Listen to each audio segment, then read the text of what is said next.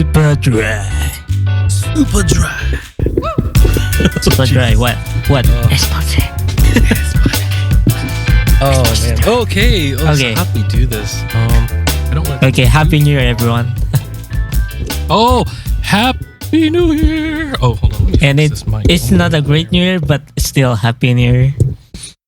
Oh yeah. I wouldn't call it great. We're definitely off to a pretty crazy start. Welcome to Chonk Tanuki. Yeah, Chonk Tanuki. Sounds the alarm. Sound the alarm.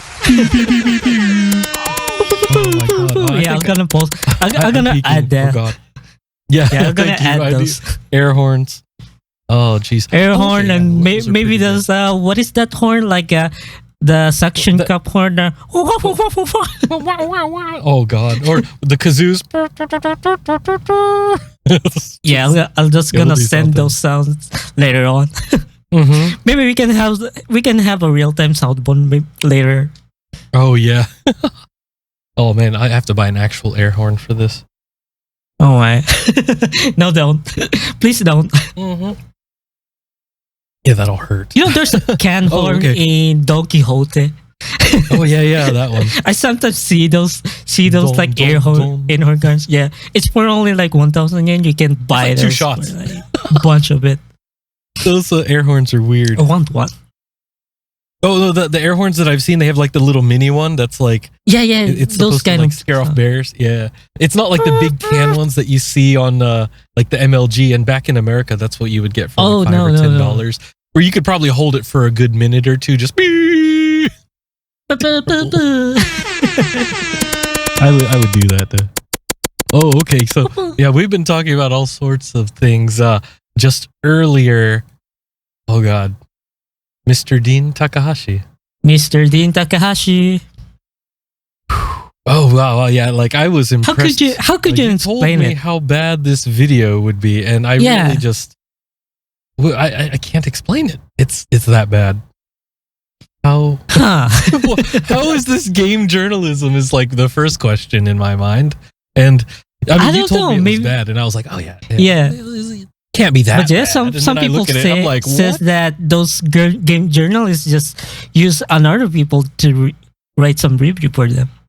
Yeah. Well, I'm not surprised because the ghostwriting, I've been hearing about stuff like that in the past. And okay, I understand like ghostwriters for musicians, other stuff. You have some of that backup in your studio. But for something like this is your actual opinion and review of something. I'm like the gameplay.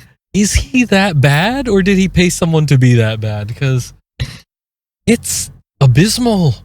Like, what was he looking at, or what was he shooting at? And oh god, the video that was explaining a little bit more about it.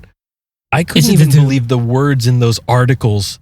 Yeah, I mean, okay, so he's reviewing Doom, but like his past reviews of like Call of Duty. Oh, I've been a fan since whenever, and I was just thinking, well, if you've been a fan since whatever, then you would know that this is like the core values of the whole franchise. Like the whole thing about like violence and other stuff. I'm like what game are you even talking about? Like, oh my god. I mean, we've been playing games since 90s. I mean, I've only recently played PC games since like mid 2000s, since we didn't have any PC back in the 90s. We're poor.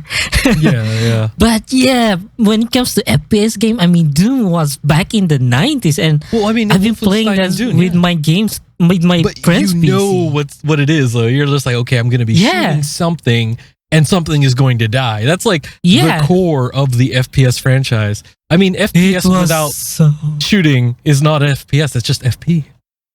Yeah, it was so terrible. I mean, when I'm watching the video, how he dodged the enemy's projectiles, it's like he doesn't even know how to dodge it. Oh yeah. Like when I saw that, like where he's just standing in the way and not even aiming. Like there's a cursor or a crosshair that shows what you're aiming at. And I was thinking, if you claim to have played Call of Duty since 2003, then I don't know how you do not know what this is. Yeah. I mean, pro tip for a lot of FPS gamer, we all know that when aiming with an FPS, you don't want to look down. It's more or less You've got to look around. Yeah, you've got to look up. You've got to aim at what you're looking at. And like, that's the funny thing because, oh God, even elementary school students that don't play FPS, obviously they shouldn't be seeing some of the violence, but, they can see you walking around these 3D worlds, right? And they know that when you look at something, you're looking at something. It's a very straightforward concept. It's just like real life. When you look at something, you look at something. And that's why I'm like, okay, if you claim to be playing these games and you're not even looking at what you think you're looking at, I'm like, what is it? Am I don't know. Like trying to flick the controller in the air to make my character jump? I mean, we do have gyros. It's amazing, but that's not this. You're playing with a mouse definitely. You can see him play Doom Eternal with a controller because it's not really flicking a lot like mouse. Yeah, but I mean, there's nothing really wrong with that console because you could actually do stuff with a gyro. Yeah. You can utilize the right stick. I don't know what this guy's doing. There's nothing. He's not looking at things. He's not shooting things, or he's shooting at like a health pack or something. I'm like, yo, dude, stop melee. Why are you hitting the melee button? Don't shoot it. No. Oh God, I just don't know. But just the way that basically a lot of the other things, the politics in these games. I was thinking, you're reviewing a game. You're not reviewing the whole Drump thing. I'm like, you guys are obsessed. Like, okay, I could share some really funny memes, or I could share some news, or I can give some commentary on how stupid and all this stuff is, especially right now. That impeachment thing. I'm just like looking at the details and I'm rolling around laughing at the different news coverages. They're hilarious. And like this guy is dragging into Doom Eternal. I was like, look, I want to see Doom Eternal. No, I don't want... Look, if I want to see Drump, I'll just go check out a Fox News clip and I'll laugh at how stupid they are. I'm American. I can laugh at my own country's stupidity, but... Oh my God. I don't know what he's doing. It's like, I want to see Doom. Like, are the graphics I want to hear what kind of game did you play? Yeah. not the hell. Did you jump? No, you jumped into the lava. Oh my God, get out of the lava. Or maybe just talk about coronavirus anyway. Oh God, yeah. Now let's jump into the coronavirus. Oh God, like even that one commentator was saying, "Did he catch that?" I'm like, God, he probably did. I don't know. Oh yeah, I'm kind of concerned because my prefecture out here has got the coronavirus too. We've got it. I was thinking maybe I need to go to like the import store and buy Corona beer, and I think I'll be okay. Oh yeah, because they did say alcohol kills the virus, and I was like, you know what?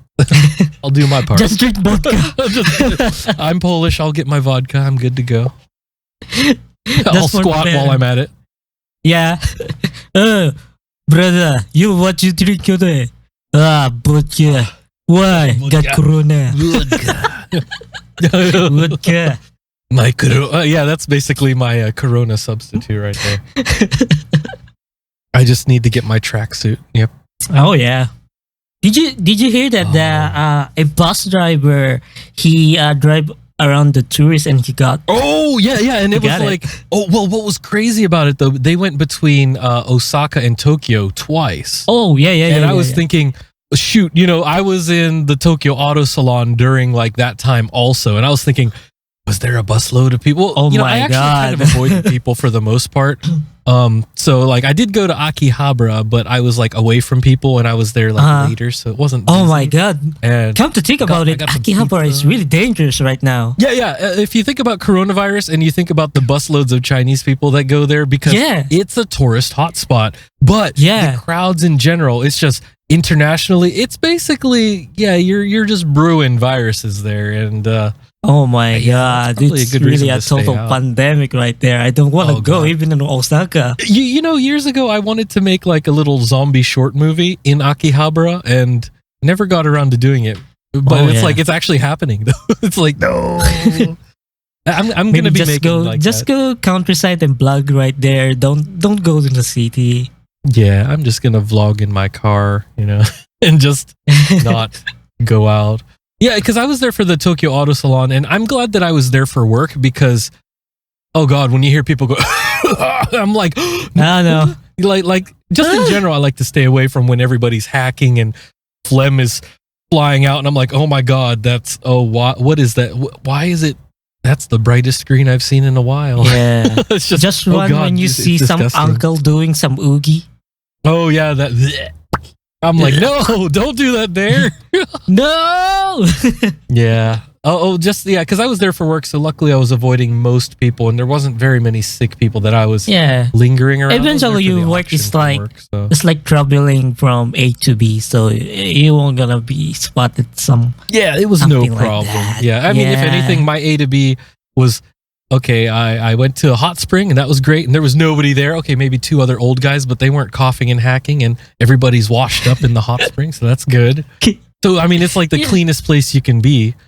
And then Akihabara, I wasn't really there when it was crowded. And I really, like, I'm kind of done with Akihabara. Like, I've been there, at least 100 or 200 times in the past 10 years. And it's like, because, after 2013 and 2015, it's like the surge in tourism. Nah. Yeah, it's gone wrong, actually. And like, during these the real holidays, Akihabara, we know it's banished right now. It's been gone, because even like the Akihabara that we were told about in the 90s and early 2000s, like that died off after the massacre. So sad, Everyone in Ichan is actually. Yeah, there's nothing left. Yeah, everyone in most of those people are is actually now. Like screaming to bring back the court, bring back the old Yodobashi. Because like I remember even the AKB48 building. When I was told by, my buddy that lives in the area, he was just like, yeah, that used to be like a Yamada Denki or something. I'm like looking at it like, what? This was Yamada? Yeah. Or, the old radio Kaikon is gone now. So now the new it's radio gone. Kaikon that's in there. And I wish they didn't banish that building. It's really an awesome building. Too, but I've been at the same time, I believe it was like with the earthquake safety, so they did have to replace it. Yeah, they kind of. I mean, they did kind of bring a little bit of that essence in how they built the new one, but still, when I remember seeing that in 2011 and 12, and I was like, yeah, this is Steins Gate. It's the will of Steins Gate. The only thing that I'm glad they left with the original radio Kaikan is those duck bands that has no ceiling at all. Like they are exposed everywhere. They have those. Yeah, they've got it exposed, and that's like, that's. Well, without it, it's not Radio Kaikan anyway. It's nice. Yeah, it's Radio Kaikan. Oh, dear. But yeah, I mean, like, I was there earlier in the month, so it got me thinking, though, whenever they said that guy had been there, and I was thinking, a lot of tourists, and just here in Aichi Prefecture, it's just, my God, like, already I haven't... a case. It's like, what? But, that guy said that he wasn't in contact and he was covered, so that's... Oh, yeah. I haven't, I have been walking Akihabara for like years now, and actually, by what I mean by walking is that just tourism in the Akihabara, like scouting stuff. Yeah, I never do that for like I mean, what did change actually in Akihabara right now? I mean, I'm just like looking at street view, and most of the time I see it's all became anime. They focus so much on anime everything now. Has been anime, and the figures on the main street, and a lot of the tourist trap, gift shops. Because even in the back streets, like where, let's see here, the one soft map which they've already changed, and then there's like a couple of rows of shops, Mandarakes in the back, and those alleys in that area. That's like the northwest side of Akihabara. It is definitely different because there used to be some parking back there. There was a couple of buildings that they tore down and put up some small, shop buildings. And most of them, it's like gift shop related and like random trinkets, but it's not like the old, the nerd essence that's there. I mean, most of that is like the Electric Town exit area, where they really aimed it now for tourism shops. Yeah, it really is just tourism now. And that's kind of why it really doesn't feel the same. And I know visitors that go to Denden Town or they go here in Osu, different perception, and they seem to like that more. And even most people that go just Tokyo only, they're like, oh yeah, Nakano Broadway or Ikebukuro or something like that. Like they know that there's other places, and you don't have to be stuck in those tourist crowds. Because even Nakano Broadway's busy because it is a very busy mall nearby and train station. It still has a personality that I feel is just no longer in Akihabara. So, I mean, if you want to feel the Akihabara now, just go to the Osaka Nipponbashi instead. It's more like that the one old still Akihabara. has the feeling. Yeah. And if you want those like anime cars, stuff, just go at the maybe go to Kanazawa. It's pretty. He's got that personality. Yeah. Yeah. Nowadays, most of those anime nerds are more like on going at the anime. The location of where the anime was inspired. And not usually with the Akihabara anymore. So Akihabara is like a showcase display of it's the a showcase. anime. Yeah, it's very, very commercial. You could see that, It's especially really the terrible. last 5 years with the government push. Yeah. And that's where their funding has been. I know the tourism agencies there are pretty happy with that, and that's good. But, similarly, it's just frustrating. It's not tradition anymore. The personal, or, the personality, the character. Well, I mean, it's like I said earlier, the people that made it that way have grown up and they've left, or they're somewhere else, or the people that used to be dancing hare hare yukai in the middle of the streets. No more. I mean, there's not even more than 12 Hokoten years. anymore. Oh yeah, Hokoten, all that. Yeah, it's gone. It's gone. It's gone. That is the traditional Akihabara before the incident where everyone's kind of murdered. Yeah, and everyone's just scared, and the police have shut things down. There's no. I mean, I'm glad that they've brought back the where they close off the street on Sundays. That I can appreciate. And that's a lot better with all the tourism too. That it's just more spread out. But it is missing a lot of that old flair. And I know, like, at least the business owners are probably happy with the increased business. But I know there's that similar frustration, like other places in Tokyo or how Kyoto, where it's just maybe a bit too much sometimes. Yeah. I kind of felt like there's no balance anymore in Akihabara, where if you're a tourist, you have a spot there. But if you're native in Japan but wanna just enjoy Akihabara itself, you cannot enjoy it nowadays because there's just like what you were tons saying about of stuff that for article. tourists. Yeah, it's the same thing where it's just everything's missing, or it's not there. A lot of people just feel it's not worth it. I mean, I still like to stop by from time to time, but like I can't go out of my way to do it anymore. It's just like. I have friends that like to visit, so they go there, and I still recommend other places to them instead. But they get it out of their system, and then they go somewhere else. Eventually. but even my friend that visited last month, he stopped by here, and whenever I walked around Osu with him, we just grabbed a little bit of konbini food real quick and just looked at some of the other hobby shops. He was just surprised at how much cheaper it is. That's funny because it's in the city, by the way, in our Akihabara, but the prices were like, anywhere from 10, 20, or even 50% off. Oh yeah, that's like awesome. He got some new figures that 750 yen, and he was just like, "What? 750?" He bought it real quick. He's like, "Oh, I'm going to be at Akihabara later, anyways," because he was meeting his friends back up in Tokyo, so he's going to take the bullet train. But when he checked and saw the price, he says, "Dude, it's 1,500.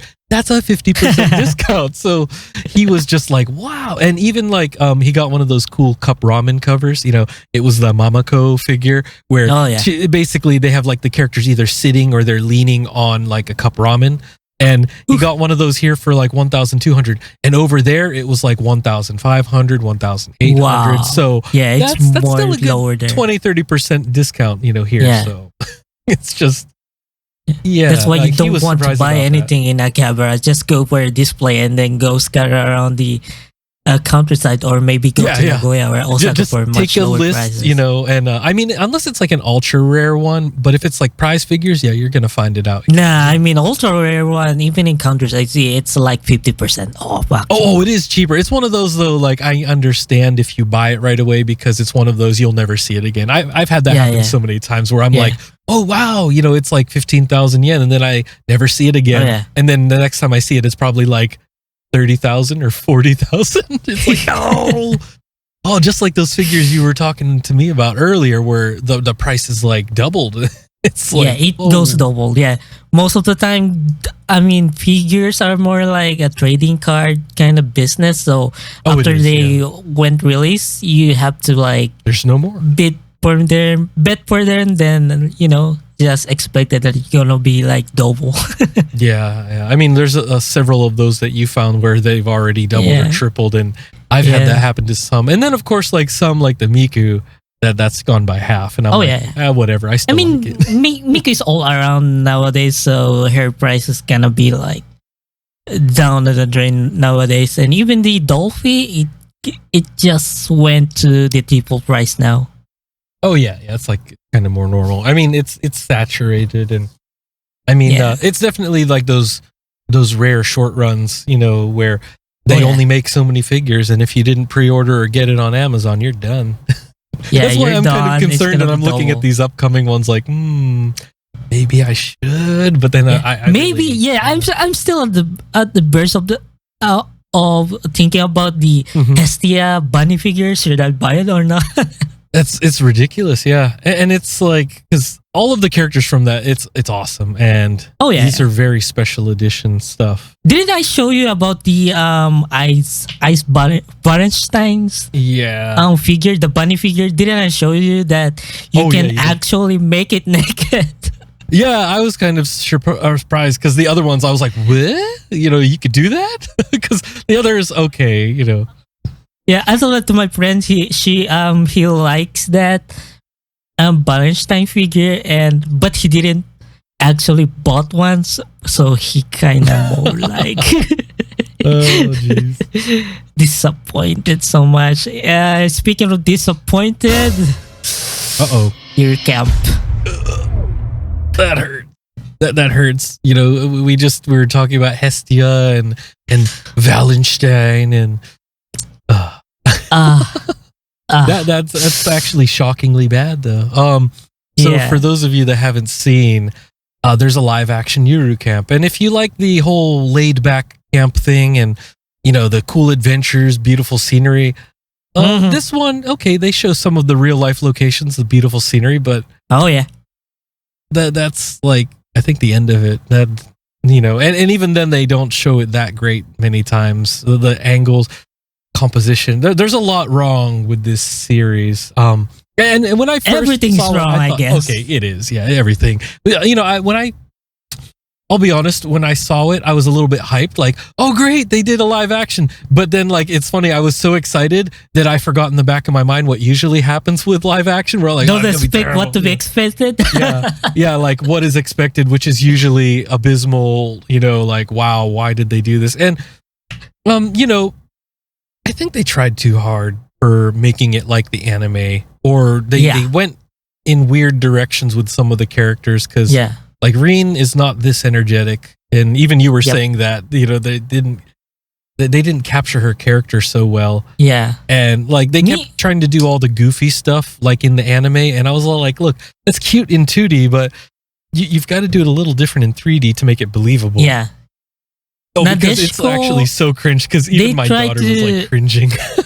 They tried to emulate Nadeshiko from the anime. It's too good, much, but it's so too much. Yeah, I mean, Green isn't even that hyper energetic like smiley faced girl. She was more like kind of hard face instead. Yeah. She would just be like cold and like whatever. Yeah, but in the live action, she was like. Super cold or unemotional, but she just wasn't showing it that much. But in the TV series, it's like a little too much.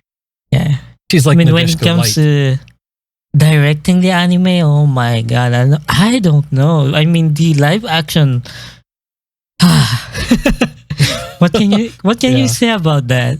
Directing the live action. The directing is like I don't know where they went with it because, like you were even pointing out the composition, and I felt it. I mean, it's just like certain things really felt off. Or why are you gonna speed ramp this footage here or there? And I was like, that just like kills the. This is supposed to be relaxed. Yeah, the drone footage kills me a lot.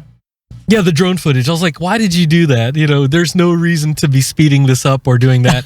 Show the scenery, because that was what was really awesome in the anime. Okay, in the school scenes, the interaction with characters, they were a little goofy. They had a good time. But when it came to the scenery, they showed the grandeur of Mount Fuji. But they spit it out like Bollywood style of spitting the footage, like. Yeah, like I was waiting for them to like do that one scene like where the guy throws money up and then he shoots and then change comes down. Like I was expecting them to do some random stuff. Maybe do a Bollywood Yuru camp instead. Play some Indian music in there. I'll dance tunak over there. And yeah. Maybe that's more like it. Yeah, I think that's what it feels like. Yeah. They really shouldn't do that. Scenery, it doesn't fit because the whole reason for the series was it's relaxed. They're showing the nice winter countryside, which is super calming. You know, we've been up there in the middle of winter and the middle of summer, and it's just like. I mean, when it comes to winter, there's really great sightseeing, and then even the weather is always fine. Yeah, and especially in the Yamanashi, right? It's always Yamanashi like side sunny. Is great, yeah. Because the sun just comes right over the mountains and it's not foggy or anything like it is in the summertime. So it's like they had a lot of time when shooting those scenes anyway. So they did it. Why the hell they didn't even? Yeah, they should have took their time instead of rushing it. Is what it feels like. They rushed it for sure because they definitely like you were even talking about the composition where. Like they could have easily either made something panoramic or they could have taken a wider angle. Like they were all. Like from a cinematography standpoint, and like the camera guys listening to this will understand, like it was really claustrophobic, as you said to me, you know, where they were using much more narrow angle, like 35 millimeter, 50 millimeter type stuff, where it's more like a portrait, you know, but they're trying to use it to show scenery, and it's like, no, you should be going really wide. You want to see the lake, you want to see the forest nearby. You don't want to just be like standing there, and the girl is like. In the frame, but then it's just kind of like blocking everything where you're supposed to, like in the anime, they even showed her properly where she's standing there a little bit small, the lake, the mountain, everything's huge around, you know, that's what you want to see. But like instead in camera, you actually can do the same of that shot. I mean, you go farther away and then just zoom in because you can separate the background and foreground within like doing that. But the problem with the focus there. Yeah, I'm guessing why they've done that is because they didn't have the proper equipment like the lens. They probably didn't because, you know, like my experience around some of the TV situations here, I've noticed, I bet you they got like those small Sony broadcast cameras and that's what they used to record with this where it's like maybe the widest is going to be 28 millimeter.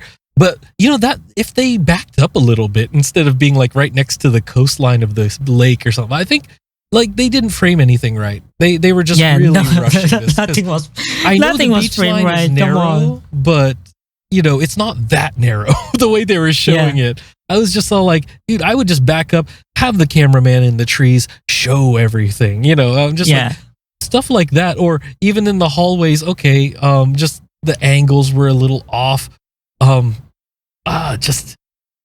You showed me that student film that those high school kids did, and that looked like a Hollywood cinematic movie. The mood was set, the sound was great. Like, even for this Yuru camp, like, I don't know, they had what, Amazon Prime, or was it like a Netflix type budget? Like, they had budget for this.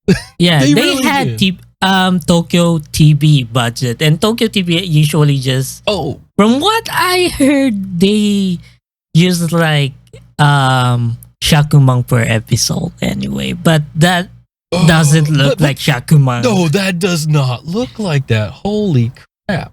Yeah. So around $10,000 per episode. And you know what, with the actresses and with the cameraman, like even if you had a couple cinematographers for about $1,000 per day shooting,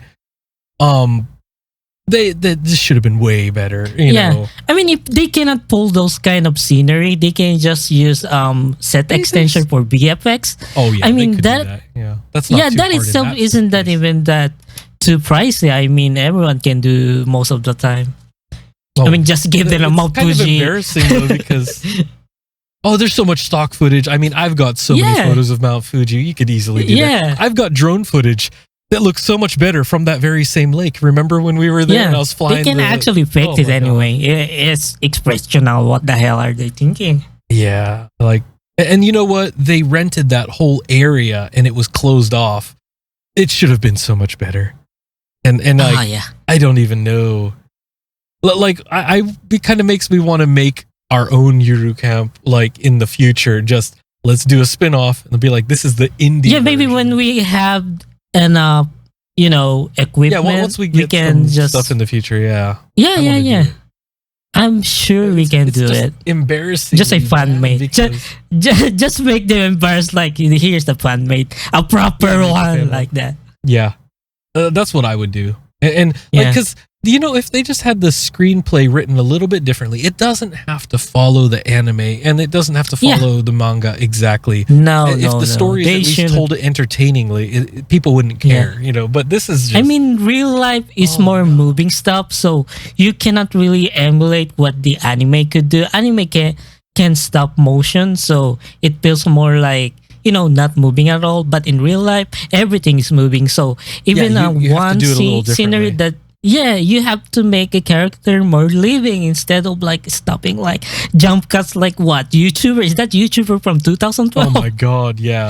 Like it's just so weird that they do that because I don't know why they did that. And it just kind of bugs me also with a lot of the other adaptations where either they get a really famous person in there, because even my wife pointed out that one of those actresses is a little bit more famous, than the others. Yeah. She's like, oh yeah, that's that one. She even looked it up on her phone. I'm sure they only call drama. Yeah, I'm sure they only did that because the other actor are really famous. But instead of finding the right girl to do the acting, is character. Yeah. They kind of went. But anyway, it looks like it's time for us. Yeah, and well, God, Yuru camp. Yeah, as God, much as I love it, it hurts because, oh come on, if my daughter's cringing at some of the scenes and like she's like, oh that's so fake, I'm like looking at her. Look, you can't fake it with kids. Like if they're seeing through the BS, then kids know. If kids try to watch the anime again after watching the live action, my daughter did. Yeah, like she couldn't take it. So like the next day she was watching the anime on Netflix, and I was like, "Yep, there it is." I'm sure the inner side of your daughter is more like, to wash the terrible. Where's the bleach? Yeah, get the bleach. Just trying to clean the image of that. Oh God, the live. Yeah, I want to kind of like analyze it a little bit more, but like from what we saw from the first couple episodes, it's like it's terrible. I don't know. The only word I can say is terrible. Let it die. Oh yeah. I guess that is the pure word that we can say is let it die. Don't make it anymore. I cannot watch it even. Bro, I cannot even watch it from like straight 30 minutes. I've been like jumping all around. I mean, it's just like they say, we're beating a dead horse here because there's nothing that Tokyo TV or TV Tokyo is going to do any of. Oh God. It's just kind of the nature of broadcast here. And let's just make a live action of everything. I mean, we have plenty of bad examples of that. And what? I should have been a little bit more prepared for that, but it actually did catch me off guard because I was like, oh, they can't screw this up. Oh, well, guess what? Maybe they could just like call Fujiwara Tatsuya for ring. They should, yeah. Just let's get it right. Come on. Fujiwara Tatsuya ring. Yeah.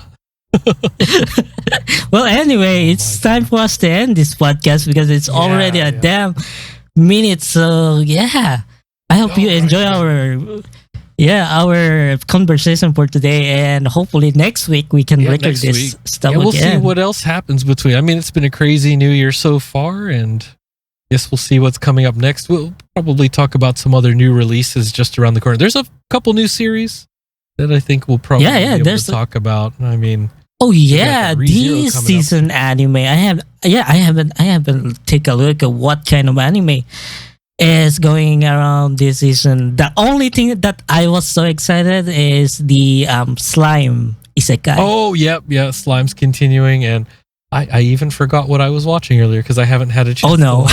Oh no! Yeah, because I was recommended Madoka from a friend, so I'm probably gonna take a look at that. Maybe we watch it. She said it was very dark as it should be, and I was like, "Oh, that sounds very Madoka to me." So I guess we'll probably mention a few of those series. And my wife did tell me that there's a bunch of new medical dramas right now. So in the J-drama world, I think there's 3. Yeah. Oh my God! Yeah, wow. There's 3 doctor dramas, that are airing right now, and I was like, "What?" She looks like, "Yeah, it's just the season for doctors." So, damn, and if it's the season for coronavirus, anyway, folks, there we go. Wow, Japan called it. We'll see you next week, and goodbye for now. Yeah, goodbye for now. Stay healthy. Bye.